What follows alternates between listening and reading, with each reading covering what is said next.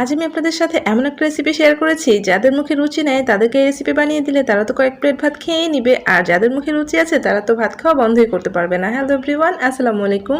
আজকের রেসিপি দেখার পর আপনারা কয়েকদিন পরই এই রেসিপি বানিয়ে খেতে ইচ্ছে করবে। চলুন তাহলে কথা না বাড়িয়ে ঝটপট বানিয়ে ফেলি। তো এখানে আমি কিছু রসুন নিয়েছি, পেঁয়াজ কুচি নিয়েছি, 2টো শুকনো মরিচ আর 2টো কাঁচামরিচ ফালি করে নিয়েছি। এখানে আমি লাউ শাক নিয়েছি, ভালো করে ধুয়ে নিয়েছি।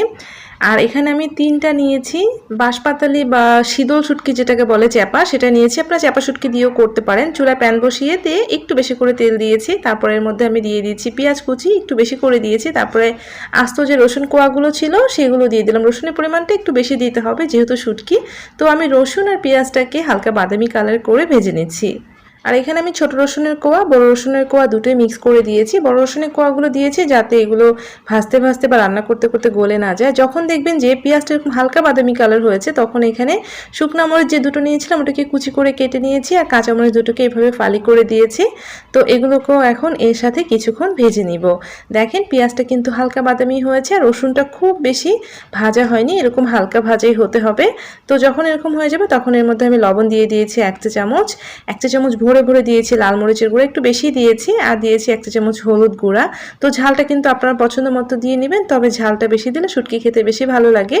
তো এখন আমি নেড়েচেড়ে মিক্সড করে নিয়ে এখন এর মধ্যে যে শুটকি মাছগুলো আমি নিয়েছিলাম ওগুলোকে ভালো করে ধুয়ে পরিষ্কার করে এর মধ্যে দিয়ে দিলাম, আর দিয়ে নেড়েচেড়ে নিচ্ছি।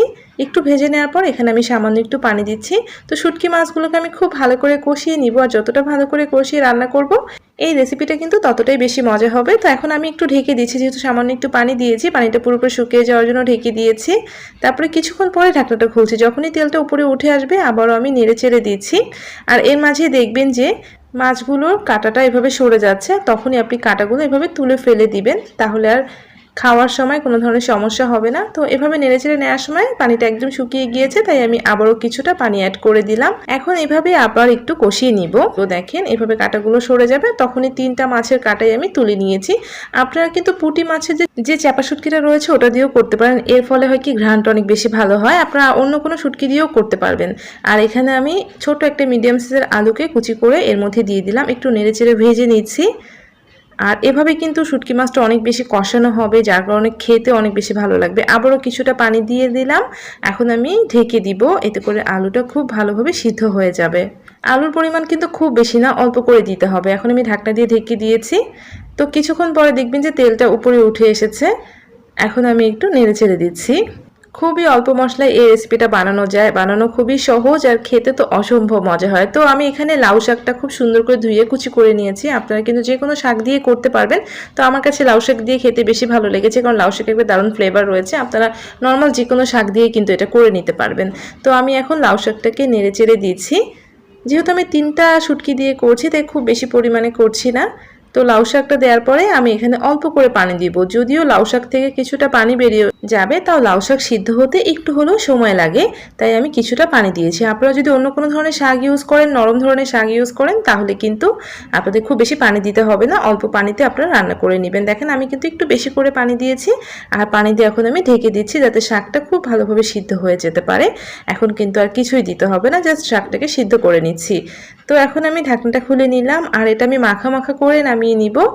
একটু মাখা মাখা করে নামালে খেতে ভালো লাগে। তো এখনও কিছুটা পানি রয়েছে, তাই আবার একটু নেড়েচেড়ে আমি আবারও ঢেকে দিচ্ছি।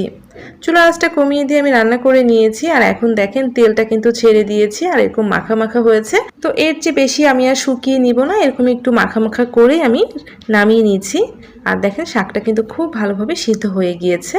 তো এভাবে আমি নামিয়ে সার্ভ করে নিচ্ছি। দেখেন বড় সাইজের যে রসুনগুলো দিয়েছিলাম সেগুলো কিন্তু আস্তই রয়েছে, আর এই আস্ত রসুনগুলো ভাতের সাথে খেতে অসাধারণ লাগে। তো আমি এখন এটা দেখে আর থেমে থাকতে পারছি না, আমি ভাত নিয়ে নিয়েছি। খুবই মজার একটা রেসিপি, এটা যখন আপনি রান্না করবেন ঘ্রাণে পুরো ঘরবাড়ি মৌ মৌ করবে, আর এটা আপনি খাওয়া শুরু করলে শেষই করতে পারবেন না। যার মুখে রুচি নেই তাকে জাস্ট একবার বানিয়ে খাওয়াবেন, সে তো একদম চেটে পুটে ভাত খেয়ে নেবে, আর তার মুখে রুচিও ফিরে আসবে, তার সাথে স্বাদটাও মুখে লেগে থাকবে। আপনারা অবশ্যই একবার এভাবে বানিয়ে দেখবেন। যদি রেসিপি ভালো লাগে প্লিজ একটা লাইক দিয়ে চ্যানেলটা সাবস্ক্রাইব করে আমার সাথেই থাকবেন। সবাই অনেক ভালো থাকবেন। আল্লাহ হাফেজ।